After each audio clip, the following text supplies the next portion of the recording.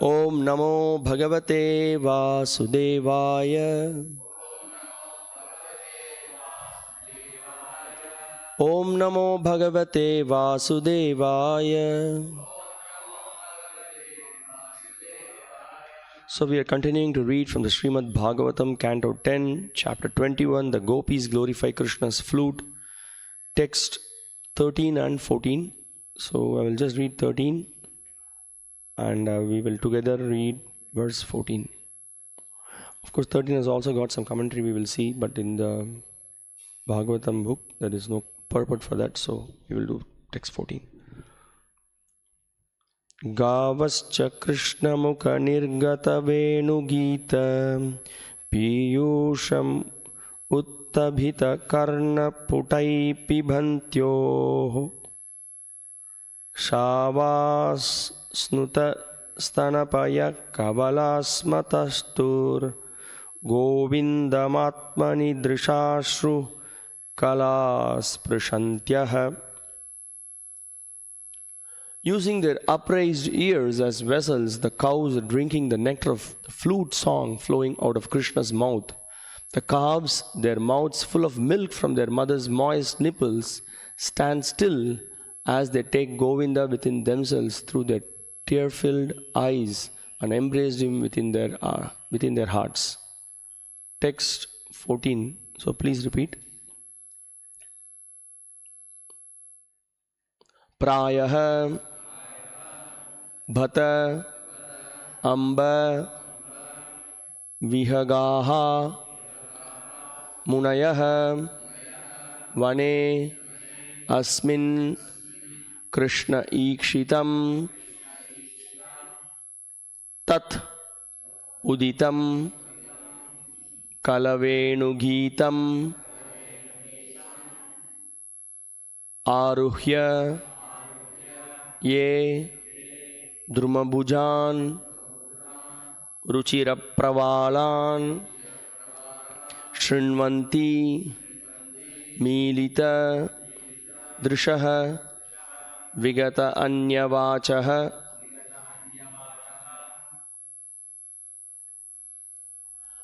Prayo Batamba Vihaga Munayo Vanesmin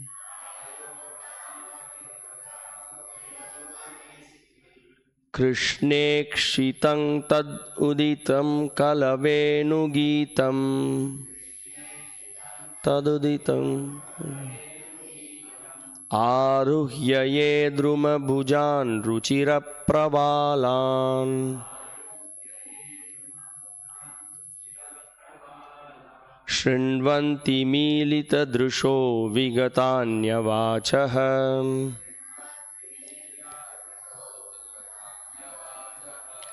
Prayo Batamba Vihaga Munayo Vanesmin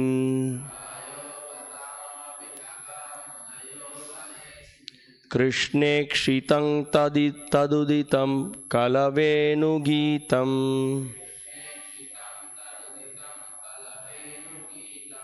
Aruhya Ye Druma Bhujan Ruchira Pravalan Shrinvanti Milita Drusho Vigatanyavachah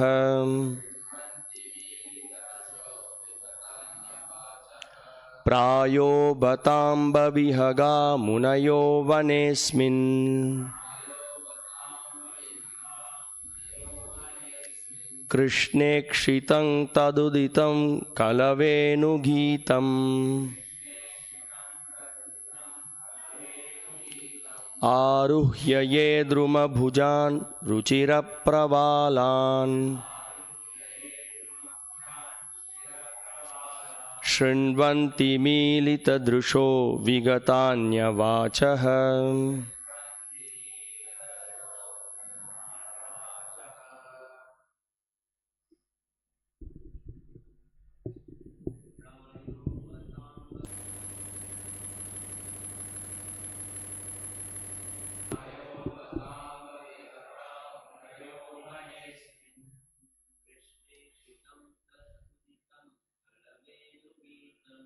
Krishnekshritam taduditam kalavenugi.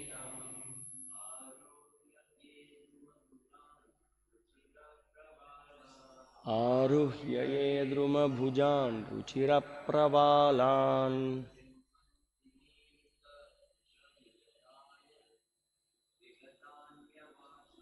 Shrinvanti milita drusho vigatanya vachaha.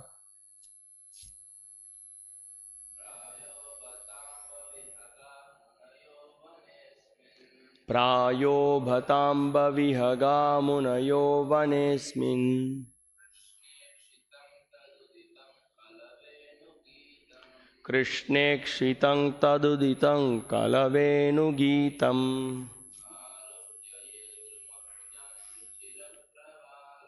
Aruhya yedruma bhujan ruchira pravalan. Shrinvanti milita drusho vigatanya vachaha. Matajis.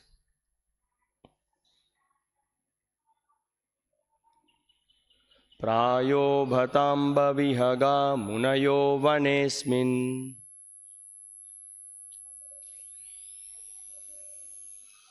Krishnekshritam taduditam kalavenugitam.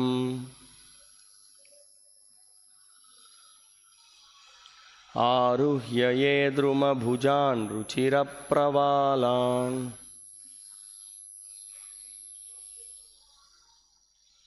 Shrinvanti milita drusho vigatanya vachaha. Prayaha, almost. Bhata, certainly. Amba, O mother. Vihagaha, the birds. Munayaha, great sages. Vane, in the forest. Asmin, this. Krishna ikshitam, in order to see Krishna. Tat uditam, created by him. Kalavenu Geetam, sweet vibrations made by playing the flute. Aruhya, rising. Ye, who? Drumabhujan, to the branches of the trees. Ruchira Pravalan, having beautiful creepers and twigs. Shrinvanti, they hear. Milita Drishaha, closing their eyes. Vigata Anya Vachaha, stopping all other sounds.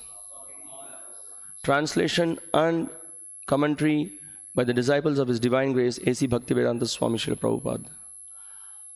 Translation: O Mother, in this forest all the birds have risen onto the beautiful branches of the trees to see Krishna.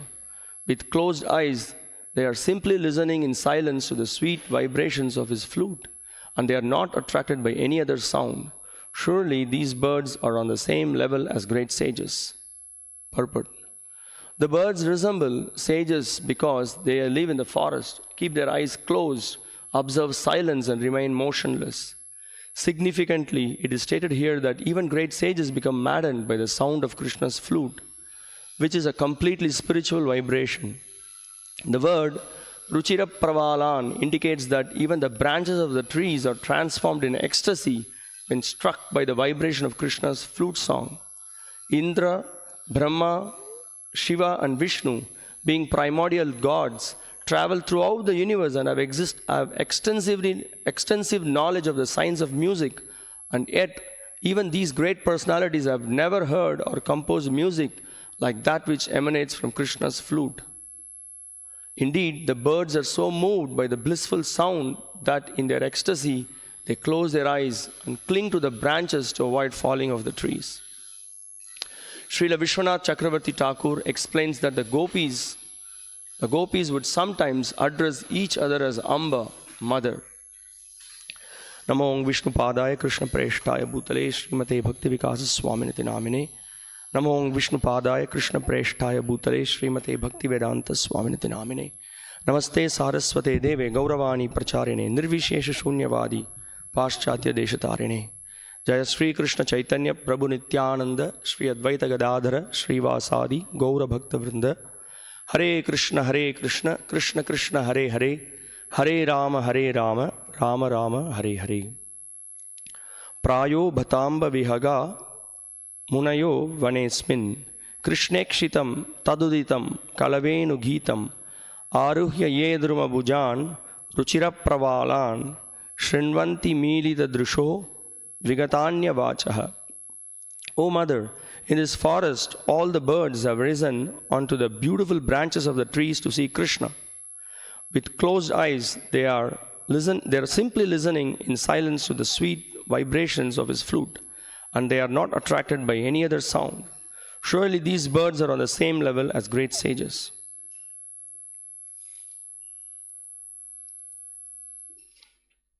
Yet again, we are seeing the beautiful glorifications of the gopis of Krishna's playing of the flute. The transcendental sound that is emanating from them, from his flute, is attracting all the residents of the Vrindavan. Not only the residents of Vrindavan, the entire universe is stunned by his flute playing. And we also see how the gopis here are expressing their separation from Krishna. In the earlier verses we saw how they are actually expressing that they are appreciating the calves, the deers. They are appreciating the peacocks, how they are also stunned and they are dancing for the pleasure of the Lord. And also they glorified the trees, because the trees, the bamboo, the bamboo is made of the flute is made of the bamboo. The trees provided the bamboo. So they glorify the trees. What fortune the trees have done in the previous lives, that they could offer such a nice service to Krishna. And in the verse 13 and 14, just we see again the gopis are appreciating how much the calves are completely bewildered by the sound of Krishna's flute. So very nicely they explain. So they explain that Gavascha Krishna Mukha Nirgata Venugita. So when Krishna plays his flute, so the cows and the calves, their ears are open. So they are so with rapt attention they are hearing in ecstasy. They are in great ecstasy hearing that. And so what do they do? Why the ears are raised and it's like a glass? They are just trying to hold the nectar. So they are explaining that Piyusham Uttabhita Karna Putai Pibhantyah. So they are drinking the nectar that is coming from Krishna's the flute playing. That nectar, they are just holding it. They are just keeping it raised so that it will not fall down. The nectar will not fall down. So that's how they glorify. So amazing. And then they explain another stunning event that's happening. The calves. So usually the cows, when they drink the mother's milk, they are they don't do any. Their only focus is drinking the milk. Whatever happens on the other side, they don't give a fig about it. But here some unusual event is happening. So they're explaining that the calves already, they just started drinking milk from the mother's udder, but then the milk, when the moment they start hearing Krishna's flute sound, they no more drink milk. They just stop. In fact, the milk that is there in their mouth, they are not drinking it. It's overflowing and they are stunned, completely stunned, and tears are flowing from their eyes. Yeah, Shavas Nutastana Paya Kavalai Smatastur Govindam Atmani Drishashru Kalas Prashantyah. This is a beautiful. They say that what they're doing, they are the cow and the calf, both of them, they are completely stunned hearing Krishna's flute, and then they are embracing Krishna within their heart. Completely they are stunned and they're embracing Krishna within their heart, and their tears are overflowing from their eyes. So the acharyas are explaining that they are not able to see Krishna because so much tears are overflowing from their eyes and they are stunned. So they are completely wrapped in attention, just hearing the sound. Although Krishna is playing the flute in front of them, they are not able to see him because so much of tears overflowing from their eyes. And the gopis are glorifying Krishna that even the cows and calves, they are so much affected by Krishna's flute. But they are able to participate, but we are not able, we are at the house, we are not able to see that. What a great enjoyment they are having. And another thing that the acharyas are pointing out here is that the calves, the calves are so much in rapt attention, they are trying to drink the milk from the mother's udder. But even those calves they just stopped doing their activity. They want to hear Krishna's playing of the flute. They are so much stunned. So this is Krishna's, his playing of the flute is so glorious, and it attracts everyone.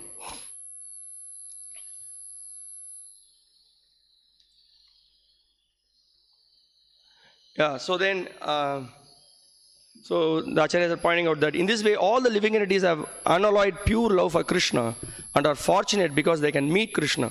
Only we are unfortunate. So we can see this theme being repeated in all the verses, that they're expressing their unfortunate situation. So that is their expression of their pure love, because they are so much absorbed in thoughts of Krishna, and they are able to appreciate how others are so much absorbed in Krishna's beauty, Krishna's playing of his flute, Krishna's form. So they are completely attracted. So in that way, the gopis are relishing how Krishna's playing of the flute is so glorious. And then Srila Jiva Goswami, he's pointing out that actually the playing of Krishna's flute, he's comparing his flute to be like millions, his mouth to be like millions and millions of moons. So from the moon you get nectar, but Krishna's mouth is compared to the millions of moons. So much nectar is coming from Krishna's playing the flute. And yeah, so and he also explains that Krishna is the intense embodiment of the highest bliss, because no one can create such a bliss. So we will see in the later part of the verses that they point out that neither Brahma nor Shiva nor Vishnu, they also know about the science of music. They also have experience, they also are talented, they are also equally potent, but nobody can produce such a sound which completely captivates the entire universe. Every living entity is captivated by the beautiful sound.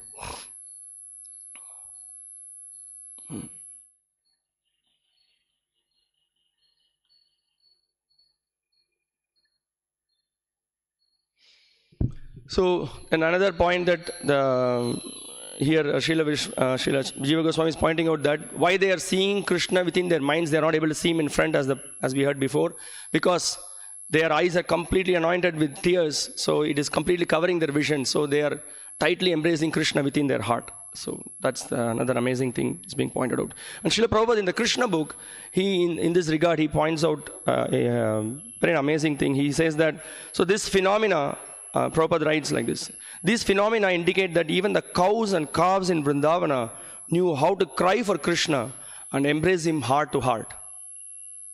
So then Prabhupada says, actually, Krishna conscious affection is culminated in shedding tears from the eyes.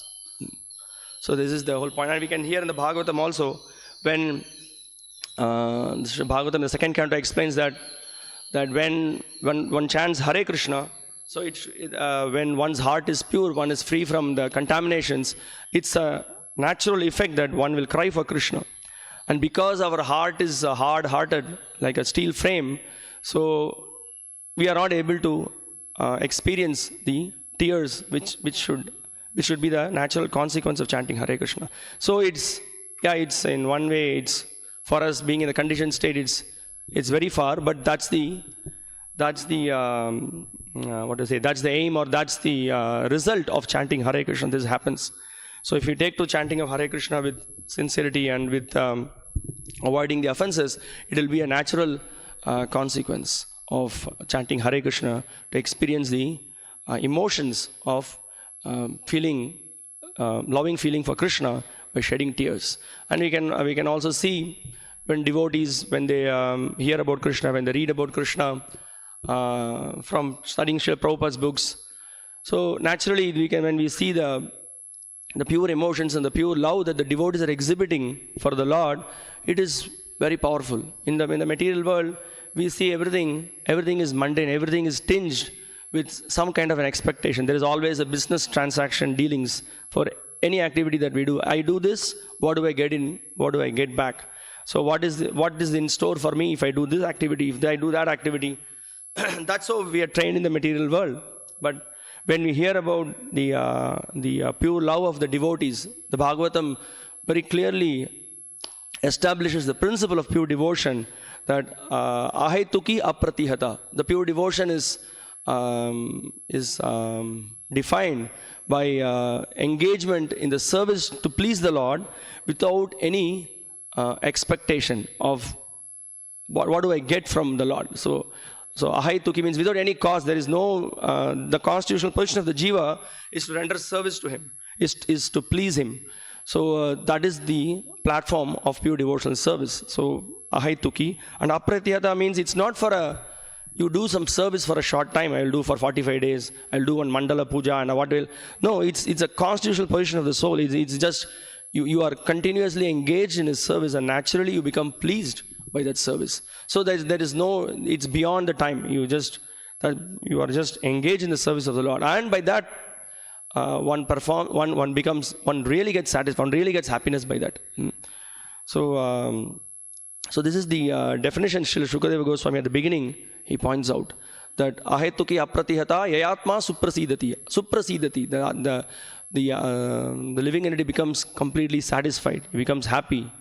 So that's the point. So Prabhupada points out that so Krishna conscious affection is culminated in shedding tears from the eyes, and we can see devotees who have great affection. When we hear memories of Srila Prabhupada, we can see so many devotees when they express about whatever the relation they had with Prabhupada and how they met him, how they engage in service, and at some moment they get choked. They are not able to speak further, and because it really hits them. The relationship they have with the pure devotee and how he expressed pure love for Krishna, that really hits. And then and we can see that kind of emotion that is being expressed, that's uncomparable to anything in this world. We can see there may be affection a son may have for the mother, or a wife may have for the husband, or the mother may have for the child. There could be there could be a reflection of the pure love that one has for Krishna. But this is only a shadow actually. But the real expression of love that Jiva has for Krishna is uncomparable. And that's the pure devotion. That is when one that experience such a emotion, he will no more be interested in trying to enjoy the petty sense gratification of the material world. Vishayavini vartante niraharasya dehina rasavarjam rasopyasya param drishtva nivartate. So by developing higher taste, one gives up the lower taste. So this is Krishna explains in the Bhagavad Gita. And I just remember one anecdote that His Holiness Bhakti Vikas Maharaj used to say when he saw in the early days a devotee. I think this happened in Bhaktivedanta manner. So this devotee was crying actually. So Maharaj asked, so what's happening? So he was actually reading Chaitanya Charitamrita. So he said that anybody who reads Chaitanya Charitamrita, he will cry, because the dealings between Chaitanya Mahaprabhu and his devotees and the loving feelings that they express, their pure love that they have for the Lord, so that will invoke these pure feelings. So, and we can see here that the gopis are experiencing that pure love, and they are sharing what is the pure love that even the deers, the cows, the calves, the peacocks, the birds that we see in this verse, the birds also are completely absorbed in Krishna's service. So in today's verse, in text 14, it's being pointed out that how the gopis are pointing out that even the dumb animals in material consciousness are only tasting material pleasures. On the other hand, the Atmarama Munis, fixed in transcendental knowledge and renunciation, cannot be disturbed by Krishna. So they are explaining that the Munis are actually very much absorbed in their meditation. So here the birds are compared to the Munis, but then the gopis are pointing out that even the Munis who are actually so much absorbed in deep meditation, but they are actually attracted by the sweetness of Krishna's playing of the flute. And so they are comparing that the birds who are sitting on the branches of the trees, actually they are not ordinary personalities. They are closing their eyes. They don't want to hear any other sound. They just want to hear the sound of Krishna's playing the flute. And they are so much absorbed in that. So the gopis are comparing these birds to the munis. And in this purport, it is here the word Amba is used. So here in the purport it is mentioned that Amba means mother. So the gopis, out of affection, when they are expressing their loving feelings about Krishna, they are calling the other gopis as mother. So that's being pointed out here. And again, some more fascinating things are mentioned here. That the branches of the trees, the buds that is coming out, so the trees are also expressing their love for Krishna. So the buds sprouting from the tree is also an expression of love. So they are out of great ecstasy. The buds are being sprouted. That's being pointed out here as well.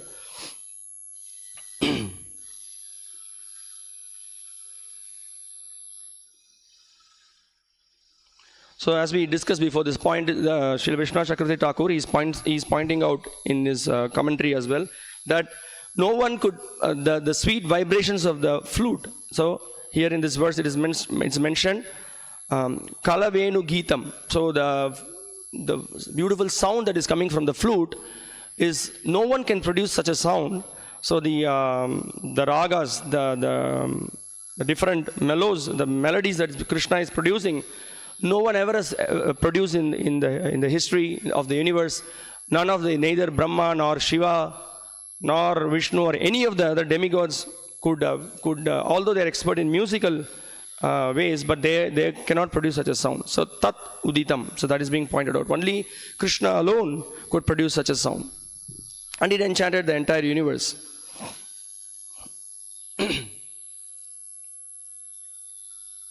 And another interesting thing is pointed out here. So these birds are sitting on the branches of the tree.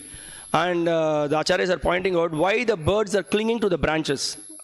So the reason that they give is, when they hear the ecstatic sound of Krishna playing the flute, they are in great ecstasy, they are losing themselves, they are not able to hold themselves, so they may fall down. So they are holding to the branches of the trees. So when we went to Srirangam temple once, one devotee explained that one of the Alvars were also pointing out that, why there are big pillars, in the temple.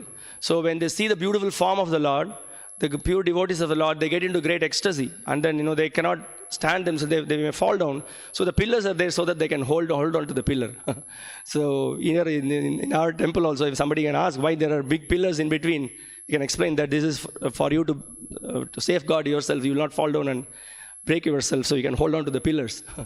So that is a beautiful form of the Lord. Krishna's playing the flute, Krishna's beautiful form, it's all attractive. It actually enhances. So as we chant the names of Krishna, as we follow the footsteps of the pure devotees, so as we get rid of our anarthas, we will be able to gradually experience the sweetness of the holy name, the sweetness of the Lord's form. So when our conditioned state, in our conditioned state, we are in a disease situation.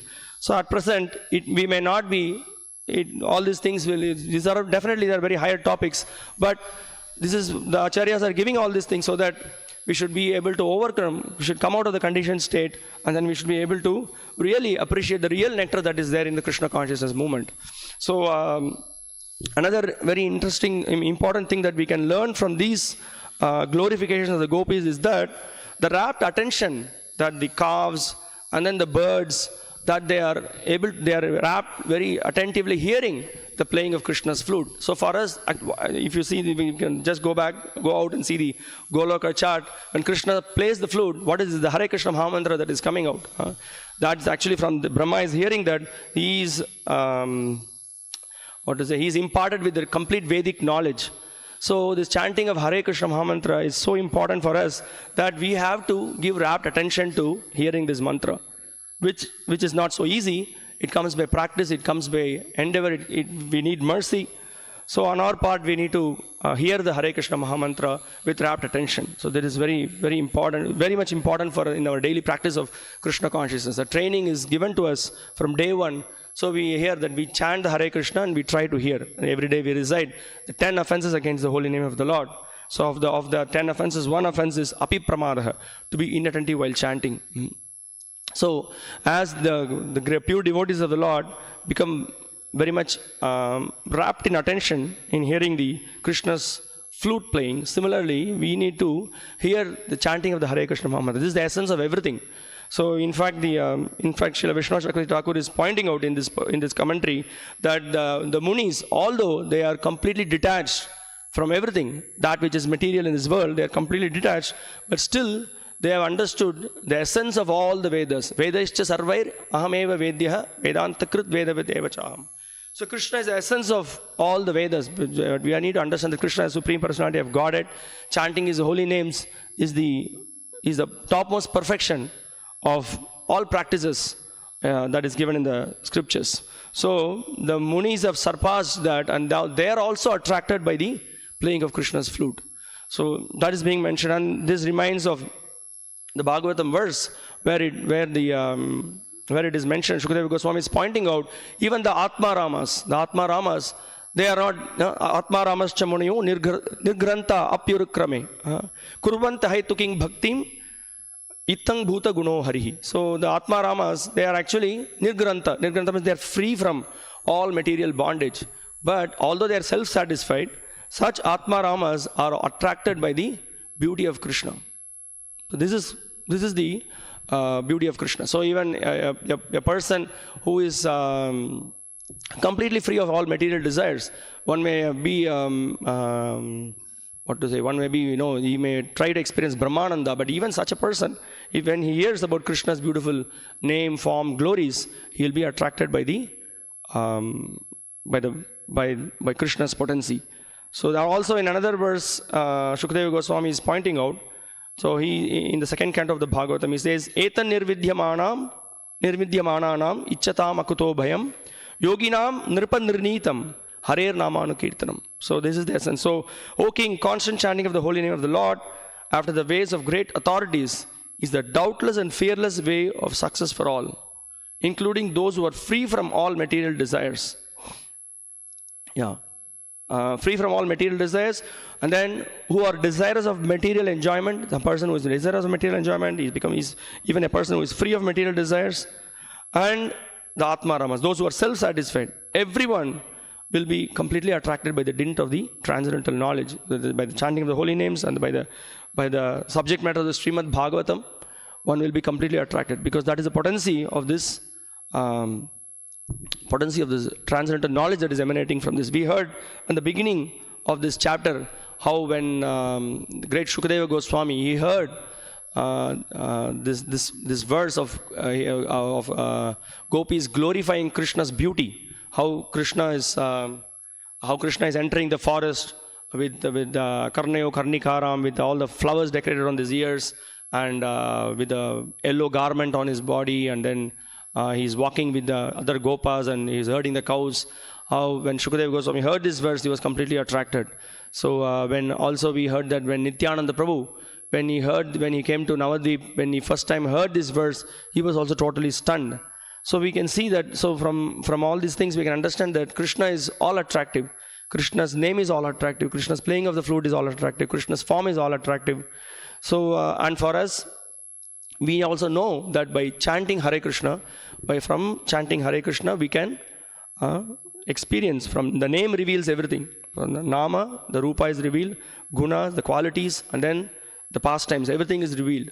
So we need to develop faith in chanting Hare Krishna. So this is a very important aspect. And another point is that we can see what is the qualification to hear about Krishna's glories. Right, Bhagavatam is describing at the beginning. It says that Nirmatsaranam Satam. So one should give up this attitude of being envious. So in the material world, we are all born in this material world because we became envious of Krishna and we are born in this material world.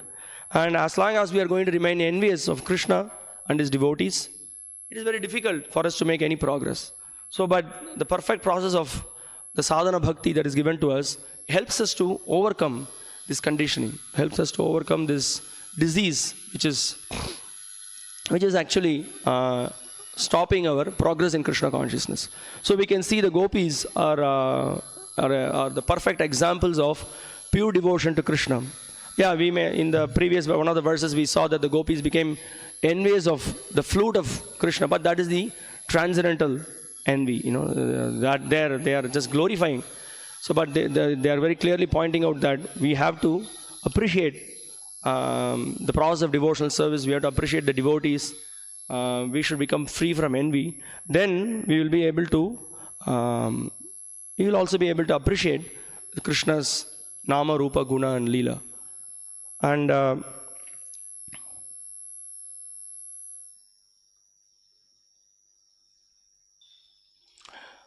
yeah, so that's the whole point. So that ultimately by developing faith in the process of chanting Hare Krishna and following the footsteps of the previous acharyas, for us following the footsteps of Srila Prabhupada and his sincere followers, so we can see that so many devotees have made progress and we have hope. So that's our only hope, that by sticking to the process of Krishna consciousness, engaging in service, absorbing ourselves in sincerely as much as possible to absorb our mind, body, mind and words in the service of the Lord. So we heard 2-3 days back also that during when devotees were glorifying about Srila Prabhupada on Krishna Janmashtami day, how so many devotees engaged in so much service. They forgot day and night, and they forgot time going away, but still they were all absorbed and they were all so eager to chant, to engage in service, and they were very enthusiastic to meet people and distribute the holy name, distribute the books. So this is the process of purification for us. So if we just stick to the process that Srila Prabhupada has given, and it's not that it's something imaginary, it is very much possible, and we can see devotees in the past have experienced. And Krishna says in the Bhagavad Gita, Vita Raga Bhaya Krodha Manmaya Amam Upashitaha Baho Jnana Tapasa Puta Mad Bhavam Agitaha. So many people have become purified in the past. They have given up Raga, Bhaya, Krodha by the pure unadulterated process of Krishna consciousness. So that is the hope for us. And the hope for us is to stick to the words of Srila Prabhupada and have faith. And even, we are having difficulties, we are having a rare condition, but still we should not lose the hope. And this is also one of the aspect of the angas of bhakti, asha bandha, hope against hope. We should just continue in our devotional service, stick to the devotional path, take association of devotees. So then we will be able to see over a period of time, gradually we can overcome this, and because it's a time-tested process. So the acharyas, their words are very powerful. They have given, Srila Prabhupada is called a Satya Sankalpa. Whatever he says, it is true. And so whatever Srila Prabhupada's assurance he has given, it will happen. So we need to have that faith, and we need to continue the process of devotional service. So we'll stop here. If you have any questions or comments, any realizations? Yes.